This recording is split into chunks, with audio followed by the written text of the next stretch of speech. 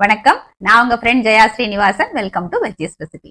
இன்னைக்கு நம்ம veggies recipe கிச்சன்ல திருவாதிரைக்கான 2 பிரசாதம் ரெசிபிஸ், அதாவது திருவாதிரை களியும் எழுத்தான் கூட்டும் நம்ம பண்ண போறோம். மார்கழி மாசத்துல வரக்கூடிய திருவாதிரை நட்சத்திரம் அன்னைக்குதான் ஆருத்ரா தரிசனம் இல்ல திருவாதிரை பண்டிகை அப்படின்னு சொல்றது உண்டு.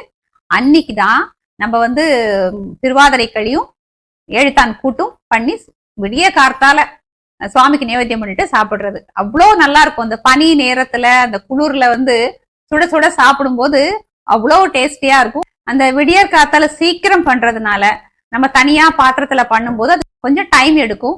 அப்படி டைம் எடுக்காம நம்ம குவிக்கா பண்ணக்கூடிய மெத்தட். திருவாதிரை களியும் நம்ம குக்கர்ல பண்ணலாம். கொஞ்சம் கூட கட்டி தட்டாம ரொம்ப பர்ஃபெக்டா நல்ல உதிரா நல்லா வெந்து அருமையா வரும். அதே மாதிரி கூட்டுமே காயெல்லாம் குழையாம ரொம்ப டேஸ்டியா ரொம்ப ஃபர்ஸ்ட் கிளாஸா வரும். 2 குக்கர் இருந்ததுன்னா அந்த 2 பிரசாதமே மொத்தமா ஒரு அரை மணி நேரத்துல பண்ணி முடிச்சு நீங்க நைவேத்தியமே பண்ணிடலாம். ஈஸியான மெத்தட் மட்டும் இல்ல, ரொம்ப டேஸ்டாவும் இருக்கும். ஃபர்ஸ்ட் டைம் சேனலை பாக்குறீங்கன்னா ப்ளீஸ் சப்ஸ்கிரைப் பண்ணுங்க. பெல் ஐக்கானை கிளிக் பண்ணி ஆல் ஆப்ஷன் கொடுத்துட்டீங்கன்னா நான் போடக்கூடிய எல்லா வீடியோஸும் குவிக்கா உங்களுக்கு ரீச் ஆகும். வாங்க ஈஸியா திருவாதிரை களியும் எழுத்தான் கூட்டும் எப்படி பண்றதுன்னு பார்க்கலாம். திருவாதிரை களி பண்றதுக்கு 1 கப்பு பச்சரிசி எடுத்துக்கணும். இந்த பச்சரிசி சாப்பாட்டு பச்சரிசியா பழைய அரிசியா இருக்கணும். இதே கப்ல 1/4 கப்பு கடலைப்பருப்பு, 1/4 கப்பு பாசிப்பருப்பு. இதை 3ஐயும் தனித்தனியா வாஷ் பண்ணி நல்லா காய வச்சும் எடுத்துக்கலாம். இல்ல வாஷ் பண்ணி நல்லா தண்ணியை வடிய விட்டும் நம்ம வறுத்துக்கலாம். இல்ல வாஷே பண்ண வேண்டாம், ஜஸ்ட் துணியில தொடச்சிட்டு வறுத்துக்கலாம் அப்படின்னாலும் வறுத்துக்கலாம். இப்ப நான் வாஷ் பண்ணிட்டு வறுக்க போறேன். வாங்க எந்த அளவுக்கு வறுக்கணும், எப்படி வறுக்கணும் அப்படிங்கறத நம்ம பார்ப்போம். ஸ்டவ்ல கொஞ்சம் நல்லா கனமான ஒரு கடாய் வச்சுக்கணும். அரிசியை பாருங்க நல்லா வாஷ் பண்ணிட்டு உடனே நான் ஃபில்டர் பண்ணிட்டேன். இதை ஊற விட்டுறக்கூடாது, ஜஸ்ட் வாஷ் பண்ணி மட்டும் எடுத்துக்கணும். இந்த வடிகட்டி வச்சிருக்கிற அரிசியை இந்த கடாயில சேர்த்துக்கலாம்.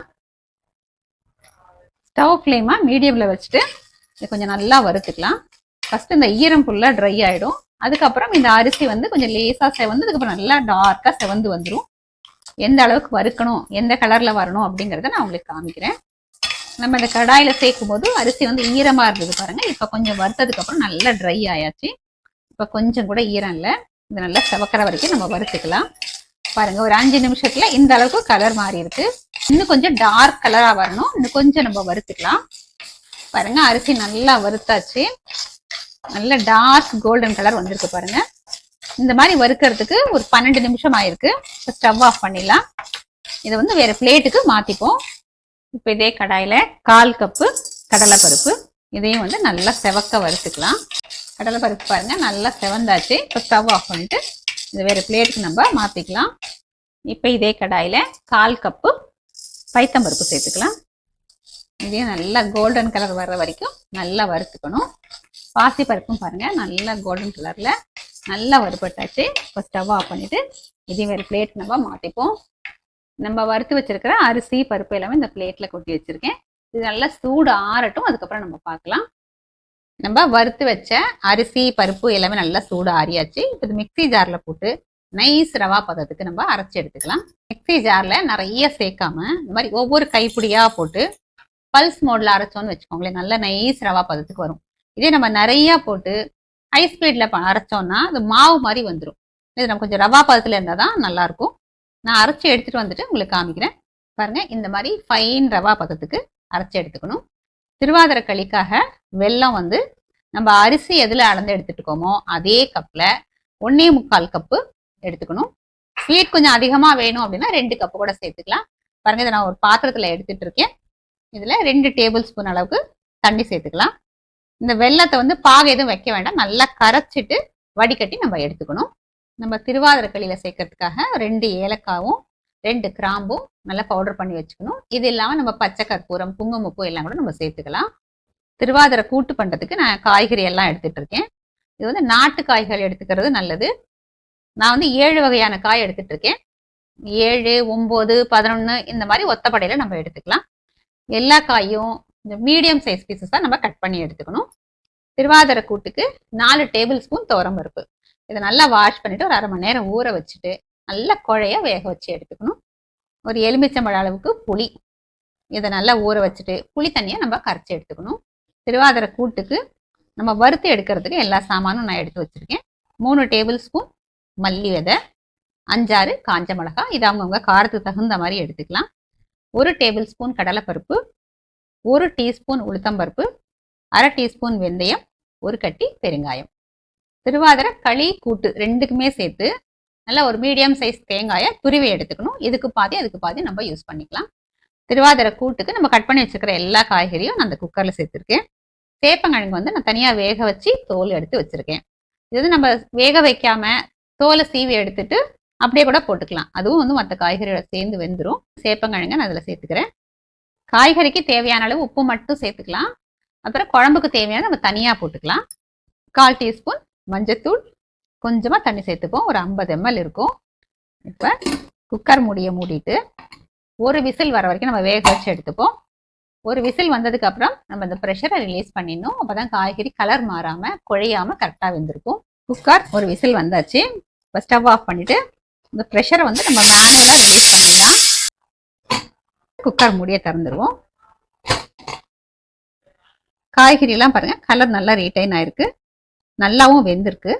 திருவாதிரை களிக்காக நம்ம வெல்லத்தை கரைச்சிக்கலாம்.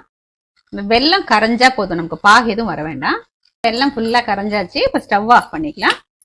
இது இப்போ நம்ம வடிகட்டி எடுத்துப்போம். நம்ம எந்த பாத்திரம் குக்கரில் வச்சு களி பண்ண போகிறோமோ அதை எடுத்து வச்சுக்கோங்க. நான் பாருங்கள் ஸ்டவ் எதுவும் நான் ஆன் பண்ணலை. நம்ம இந்த கப்பில் தான் அரிசி அளந்து எடுத்துக்கிட்டோம். இப்போ இந்த கப்பில் 4.5 கப்பு வந்து தண்ணி வேணும். ஃபர்ஸ்ட் நம்ம வெள்ளைப்பாகு எவ்வளோ இருக்குது அப்படின்னு நம்ம அளந்துக்கலாம். இதை வந்து நான் ஃபில்டர் பண்ணிட்டேன். இந்த வெள்ளைப்பாகை நான் ஃபில்டர் பண்ணிட்டேன். பாருங்க, 1 கப்பு. சூடாக இருக்கும்போதே அளந்துட்டோம்னா நமக்கு அளவு கரெக்டாக இருக்கும்.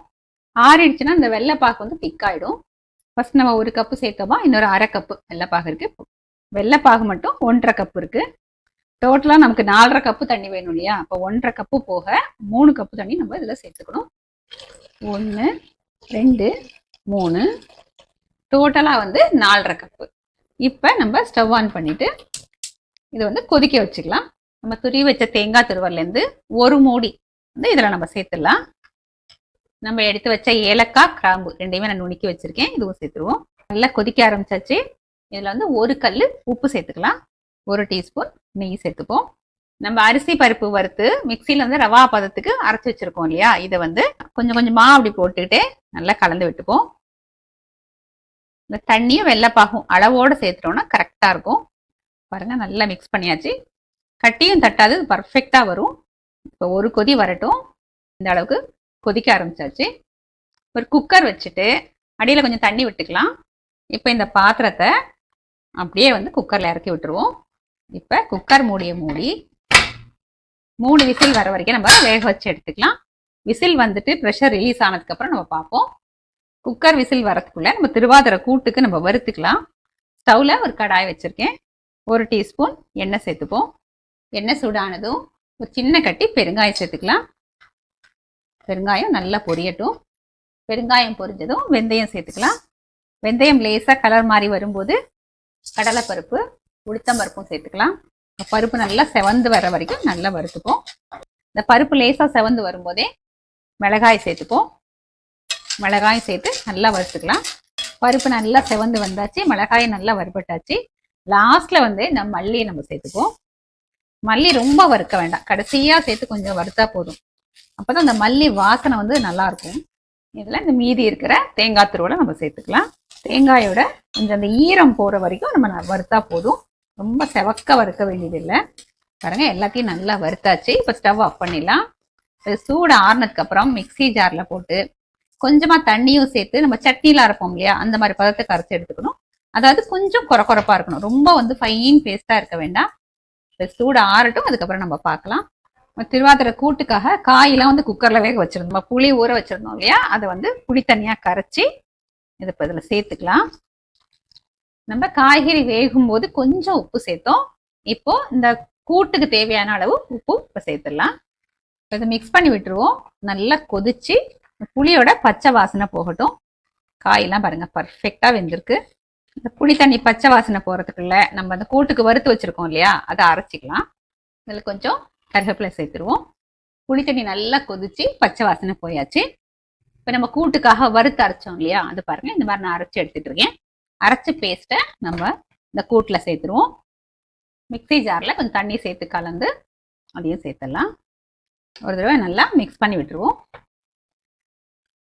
இந்த கூட்டுக்கு அரைச்சதை நம்ம சேர்த்ததுக்கு அப்புறம் கொஞ்சம் நல்லா கொதிக்கட்டும்.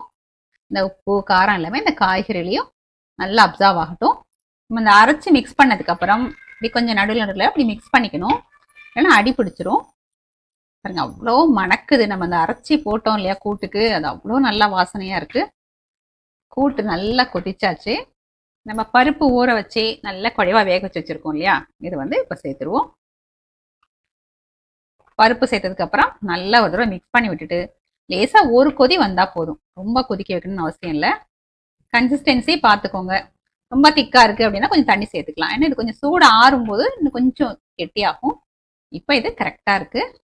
இதுல கொஞ்சம் வறுத்த வேர்க்கடலை சேர்த்துக்கலாம்.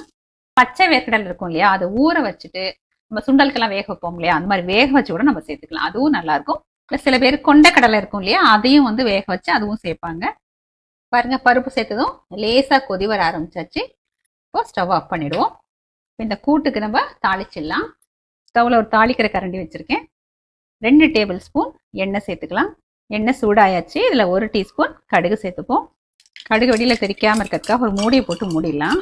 இந்த கடுகு வெடிக்கிற ஓசை அடங்கினதும் நம்ம திறந்தா போதும். இதுல 1/4 டீஸ்பூன் பெருங்காயத்தூள் சேர்த்துப்போம். கருவேப்பிலை பாருங்களேன், இந்த மாதிரி முழுசா சின்ன சின்னதாக அப்படி கட் பண்ணி அப்படியே போட்டோன்னு வச்சுக்கோங்க, இது ரொம்ப நல்லா வாசனையா இருக்கும். இந்த தாளிப்பை கூட்டுல சேர்த்துருவோம். உடனே ஒரு மூடியை போட்டு மூடிட்டோம்னு வச்சுக்கோங்களேன், இந்த ஃப்ளேவர்ஸ் எல்லாம் வந்து இதுல நல்லா ரீட்டைன் ஆகும். நம்ம கூட்டு ரெடி ஆகிறதுக்குள்ள நம்ம அந்த களி வச்சிருந்தோம் இல்லையா, அந்த குக்கர் ப்ரெஷர் ரிலீஸ் ஆயாச்சு. இப்போ மூடியை திறந்து பார்த்துடலாம். அருமையா வெந்திருக்கு. இது கொஞ்சம் சூடு ஆறும்போது நல்லா உதிரி உதிரியா நல்லா வந்துடும். இப்போ இந்த களிக்கு வந்து நம்ம நெய்யில முந்திரி பருப்பு வறுத்து போட்டுக்கலாம். இப்போ திருவாதிரை களியில இந்த பிரசாதம் இல்லையா, அதனால கொஞ்சமா நம்ம ஜாதிக்காயை கிரேட் பண்ணி போட்டுக்கலாம். ரொம்ப வேண்டாம், ஒரு 4-5 தடவை இப்படி கிரேட் பண்ணா போதும். பாருங்க கொஞ்சமா விழுந்திருக்கு, இந்த அளவு போதும்.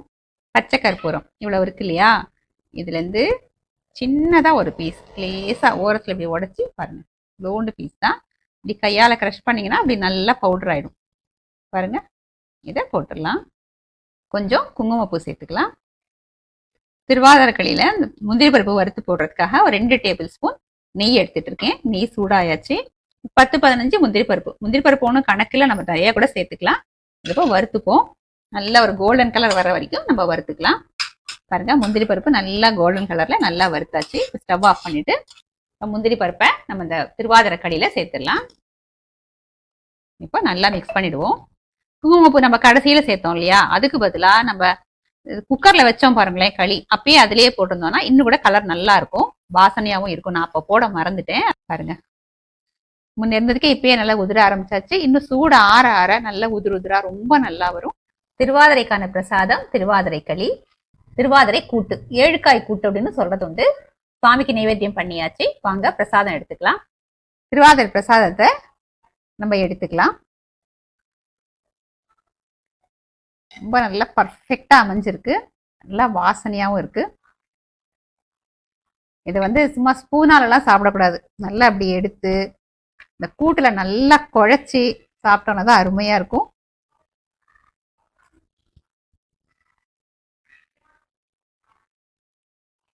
அருமையான பிரசாதம். எப்பயும் நான் சொல்ற மாதிரி தேவாமிர்தம் தான். இந்த களி வந்து நல்லா அந்த நம்ம பைன் ரவையா அரைச்சோமா, அந்த டெக்ஸ்டர் வந்து ரொம்ப பர்ஃபெக்டா இருக்கு. நம்ம சேர்த்திருக்கிற அந்த பச்சை கற்பூரம், ஏலக்காய், குங்குமப்பூ, இதோட வாசனை எல்லாம் ரொம்பவே அருமையா இருக்கு. கூட்டும் வந்து ரொம்ப அருமையா இருக்கு, ரொம்ப டேஸ்டியா இருக்கு. 2 குக்கர் நம்மகிட்ட இருந்தா போதும். அழகா வந்து ஒரு குக்கர்ல வந்து திருவாதிரை களியும், இன்னொரு குக்கர்ல வந்து நம்ம கூட்டும் பண்ணிடலாம். மொத்தமா ஒரு அரை மணி நேரத்துல பிரசாதம் ரெடி பண்ணிடலாம். ஃபர்ஸ்ட் டைம் பண்றவங்க, பிகினர்ஸ் பண்ணா கூட ரொம்ப பர்ஃபெக்டா அமையும். தைரியமா ட்ரை பண்ணலாம். வரக்கூடிய திருவாதிரை அன்னைக்கு இந்த 2 பிரசாதமும் நீங்க இதே மெத்தட்ல இதே அளவுகளோட பண்ணி பாருங்க. ஃபர்ஸ்ட் கிளாஸா வரும், அருமையா அமையும். நீங்க பண்ணி பார்த்துட்டு எப்படி வந்ததுன்னு கமெண்ட்ல சொல்லுங்க. லைக் பண்ணுங்க, உங்க ஃப்ரெண்ட்ஸ் அண்ட் ஃபேமிலியோட ஷேர் பண்ணுங்க. புது ரெசிபியோட நாளைக்கு நான் உங்களை மீட் பண்றேன். தேங்க்ஸ் ஃபார் வாட்சிங்.